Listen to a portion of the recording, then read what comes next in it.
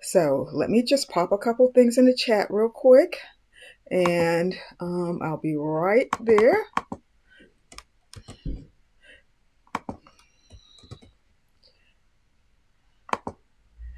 Okay, so as I said, we're going to be taking a look at the fabrics that we dyed yesterday. And what we did yesterday, if you weren't here, we created some secondary colors. So we dyed some secondary colors. We dyed two sets of secondary colors. One set was created using premixed dyes that I purchased from the manufacturer, and the second set was created using the dyes that I mixed from the primary colors. So what we want to do today is just take a look at those and compare them and take a look at the differences and see how we can modify what we did or the colors that we mixed or even the pre-mixed colors to get more of a result that we might like.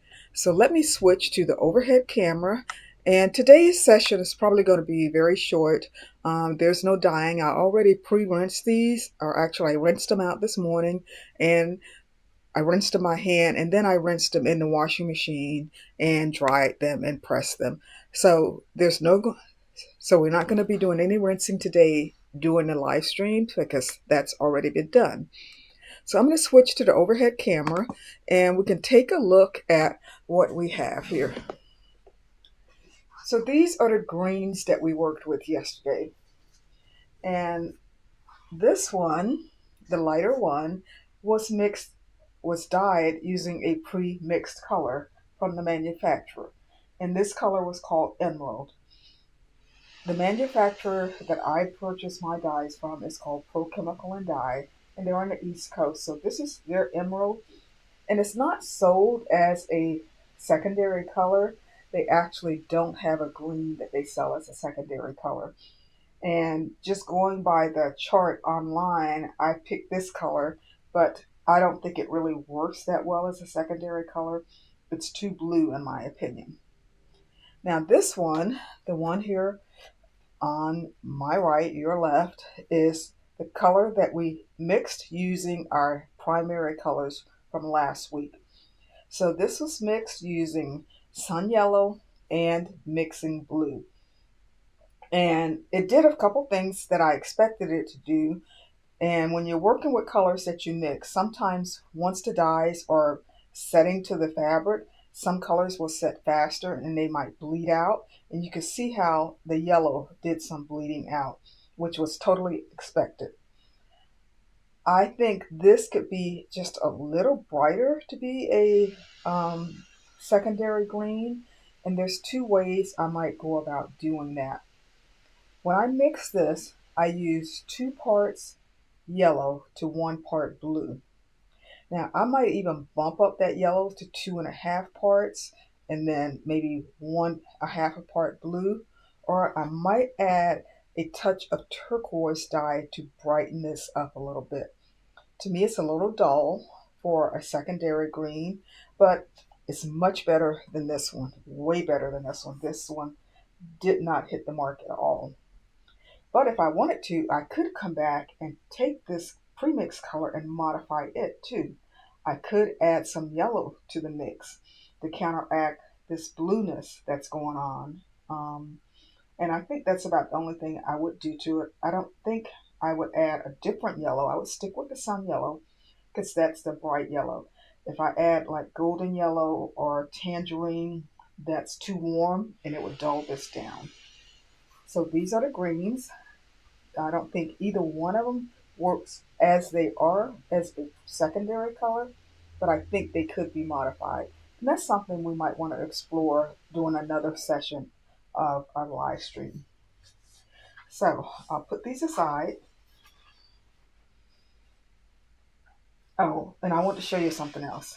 On this one, I'm not sure how well you can see these two little spots, but I got a little spots of purple here. And they kind of bother me since they're on the white.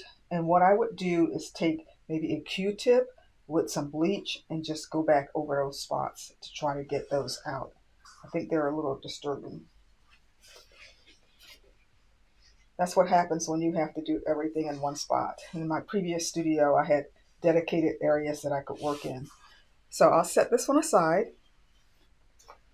and let's bring out the purples or the violets.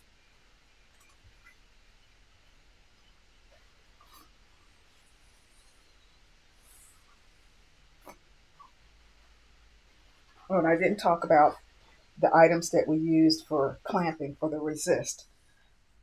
Okay, so this is our violet, and this one here is the premix color from Pro Chemical and Dye. So this color is called Grape, and they do sell this as a secondary violet, and it's pretty good.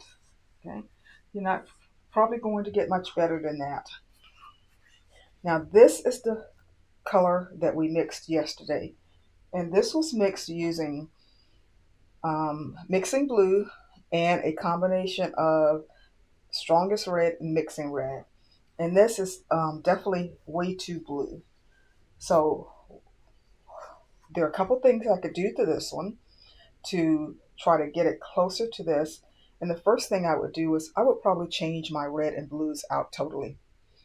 The mixing red, and especially the strongest red, it already has a blue cast to it. So adding that mixing blue just makes it a little bluer. I think I would change this out to fuchsia for my red. And for the blue, I would maybe go with either turquoise or intense blue. Both of those are brighter blues than the mixing blue. And the thing with fuchsia is a very strong color, so I would definitely maybe try decreasing that. So I use 2 parts blue to 1 part red.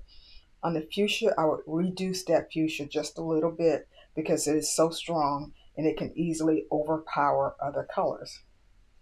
So that's what I think I would do to this to try to get it a little brighter like this, because there's a huge difference in these colors. But that's part of the process, is learning to work with the colors and learning what the colors will do. And I wanted to take you through that entire process. So let's talk about the pieces that we use to resist on here. That's where the white areas are. This is that oddball tile shape that I picked up at Habitat. And if you missed it, be sure to go back and watch yesterday's stream. So this is the original tile. And this is another piece that I made out of masonite following that shape. And it's bigger. So you can see the difference in, even though we're using the same shape, the difference in size that it gives you for the pattern. This smaller one looks like a flower. It reminds me of a flower. And this one, I don't see the flower shape as much because this white part is just so huge in comparison to the rest of the pattern. But same shape, placed in the same position, gives you a totally different look. And I think that's one reason why I was able to come up with 50 different ways and 50 different looks. This is definitely a flower shape to me. Okay, so if I was doing something with this, I would try to enhance that flower shape. This one is more of a geometric shape in my eyes. So those are the purples. This one is the premix color from the manufacturer. This one is the color that we mixed. If you have any questions, go ahead and pop them in the chat. And if you're just getting here, I can go back and talk some more about these if you have questions about them. But go ahead and put them in the chat for me. So those are the purples. I'll set that aside. And I left my favorite one for last, which is orange. It is one of my favorite colors. And I'll lay these out here.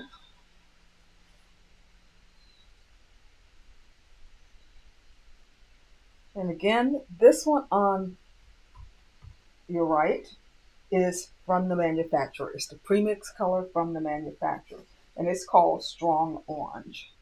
And it is a very strong color. So, the one on the right is the one we mixed yesterday using the sun yellow, 3 parts sun yellow to 1 part of the red mixture. So this is still a bright color, but it's a little more muted than the manufacturer's color. To me, the manufacturer's color is very kind of day glow orange, in my opinion. This is more of a subtle orange, even though it's still bright. And you can see here where the yellow started to bleed out around the edges, which was very expected. Hi Pat, which orange is it you like? The one on this side or the day glow orange? So as I was saying, the yellow bleeds out around the edges. So I find that yellows and turquoises do that a lot. Whereas this one, this is not a mixture dye. This is a single color dye. So you don't get that bleeding out around the edges like that. And for the resist, we just use a rectangular strip of wood. And normally when I do that, I put the rectangle from corner to corner, but this time I brought it in a bit. So Pat likes the day glow orange. It's a little too day glow for me. I feel like a neon sign, but I'm sure a lot of people will like it. So for this resist, I brought it in a bit, in toward the corner instead of putting it in toward one corner instead of putting it right across the middle. So you get the same type of shape, it's just more condensed, whereas the other one, the whiter areas would have been, it would have been a larger part of the area, and the solid color areas in between would be smaller. Yes, yes, Pat, these were both the same pieces of wood. So um, let's see here. Similar to this, but wider. I have two widths of this type of wood. So they both went across like that.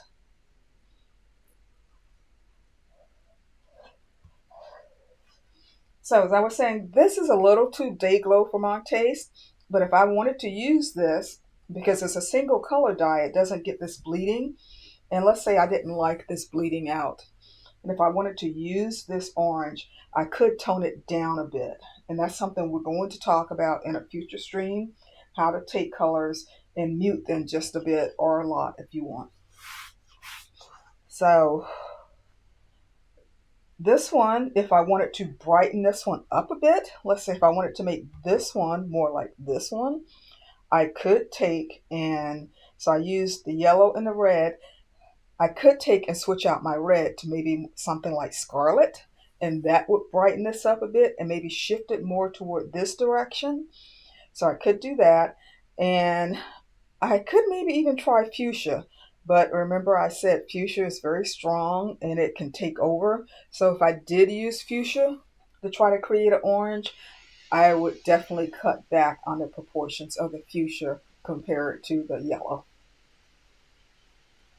But that's what we have here for our orange. A difference, but not a super big difference. It's, you know, well, when you put them right next to each other, yeah, there is. It is a big difference. Definitely more day glow and a little bit more muted. So I'm going to bring all of them out on the table.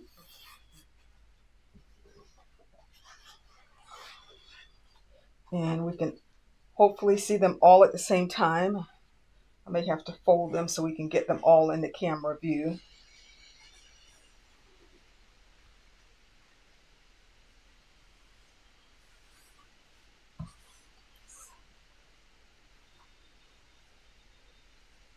So, which of these are your favorites? The orange, the purple, or the greens? Let me know in the comments or the chat. Which one is your favorite and why?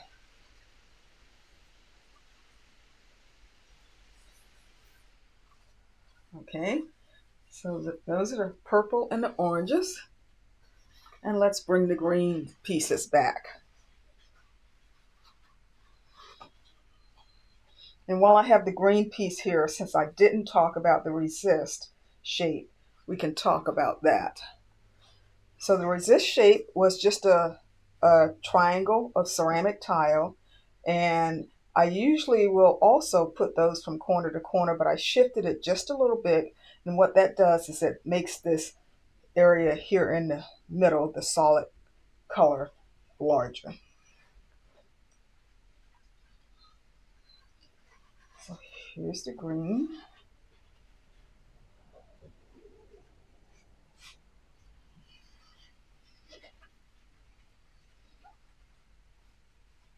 And let's see. So here we can see all three colors.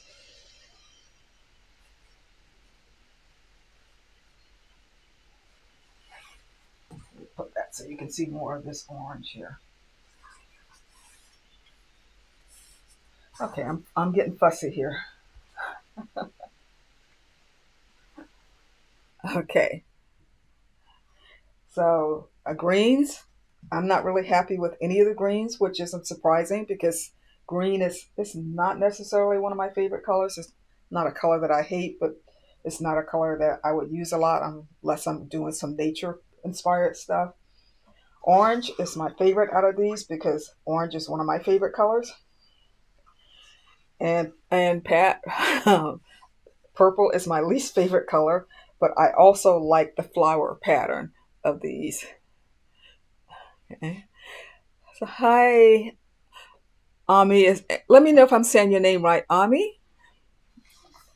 Yeah. So out of the purples, I definitely do like this purple better than I do this one. This was just too blue. It does to me. It doesn't even read purple that much. It reads more of a blue for me. I like this purple because it definitely reads purple.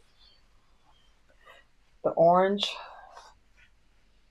I have to say I like the more muted orange. The greens, don't like those. So, so you guys have any questions about what we did yesterday? I know you weren't here, but you can always go back and watch the replay. And I talk about the colors and the proportions and what have you that we used when mixing the dyes. So definitely go back and watch that replay. It is up on the channel now. And if you have any questions about that or about what you're seeing here, let me know. Ami, since you weren't here, this color, this purple, is called grape, and it's from the manufacturer Pro Chemical and Dye. So, and this Dayglow orange is called strong orange. Yeah, this has a little purple cast to it, Pat, but not very much. It's definitely a lot of blue. And this green here, the lighter green, is called emerald, which is very blue, a lot bluer than I was expecting. It's difficult to tell the colors on the screen. Hi, Virginia. You like the purple? Everyone seems to like the purple. Yeah, this orange. Which orange do you like best, Virginia? Do you like the top one or the bottom one? So I like orange. It's one of my favorite colors, and it's a color that I will wear. I don't wear too many bright colors, but I will wear orange. Um, so, so that's what we've done so far. Now, next week we're going to take at least one color, maybe two, and we're going to create different values with it. I haven't decided on a color yet, so if you guys have a specific color you'd like me to do, let me know in the chat. And if you don't have any yet, you can always come back to the replay and let me know in the comments. So I'm going to take one color, like I said, maybe two, and create at least three values of that color. So we'll have a very, very pale value, a medium value, and the full strength value. So we'll learn about creating values next week.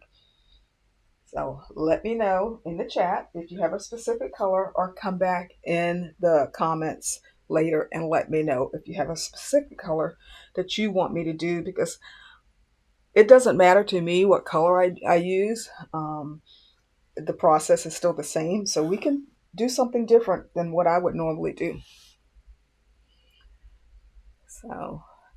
So that's really it. Like I said, today's stream is going to be very short because I went ahead and rinsed these out and rinsed them out by hand and then threw them in the washing machine for a quick rinse so that we could see the finished results rather than you guys still seeing everything all wet, because it does dry a lot lighter than the wet version.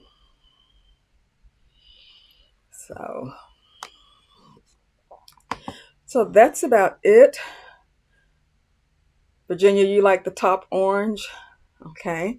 So Ami wants purple and Pat wants orange values. Okay, so that I said I could do two. So why don't we just do two? We'll do purple and orange next week. Which I'm sure Ami, you probably want this purple, right? This one doesn't even look like purple. So how about we do this purple? And since Pat likes the day glow orange, we do these two colors as values. The day glow orange, or the strong orange, is um, the company calls it, and we will do this purple. We'll do those two next week as values. How does that sound, guys? And Virginia wants purple too. So you guys are all in agreement here. That's good. You guys may end up getting some fabrics when I'm done, because what am I going to do with all these fabrics? Okay. Well, that's really it I have for today, guys. I don't want to keep you any longer. I know we all have a lot of things to do, and I really appreciate you coming here today and supporting me. And having you here makes this a lot more interesting than just doing a video and popping it up. I feel like I'm actually like really teaching instead of just like making a video. So thanks guys for supporting me. Thanks for coming. And I hope to see you next week. Until then, have a nice day. Have a nice weekend. And thanks for coming.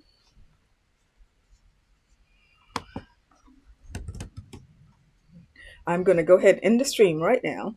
Bye-bye, everyone. Oh, let me go. Bye, guys. Thanks for coming.